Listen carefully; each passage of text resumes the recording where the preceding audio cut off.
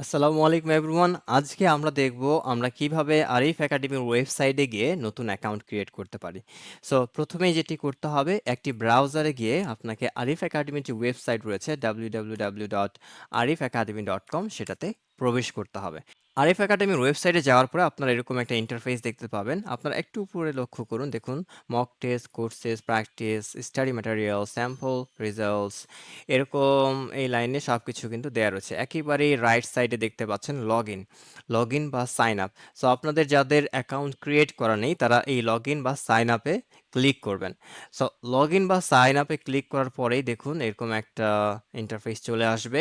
So এখানে number দিয়েও আপনি খুলতে পারেন অথবা আপনি চাইলে আপনার ইমেল দিয়েও আপনার একটা অ্যাকাউন্ট ক্রিয়েট করতে পারেন। সো অ্যাকাউন্ট ক্রিয়েট করার জন্য আপনাকে যেটি করতে হবে, নিচে দেখুন ক্রিয়েট অ্যাকাউন্ট লেখাই রয়েছে, ক্রিয়েট অ্যাকাউন্ট। আপনারা হয়তো একটু লক্ষ্য করলেই দেখতে পাবেন নিচে দেখুন এই যে আমি যে কার্সরটি নড়াচ্ছি ক্রিয়েট অ্যাকাউন্ট, এখানে ক্লিক করব।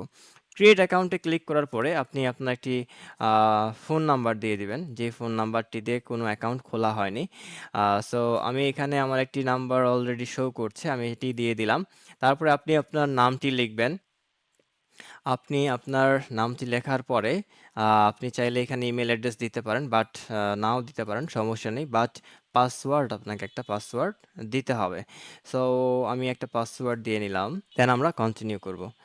ওকে, সো আমার অ্যাকাউন্ট ক্রিয়েট হয়ে গেল। এখন দেখুন আগে কিন্তু এখানে লেখা ছিল লগ ইন অথবা সাইন আপ, বাট এখন কিন্তু লেখা রয়েছে মাই ড্যাশবোর্ড।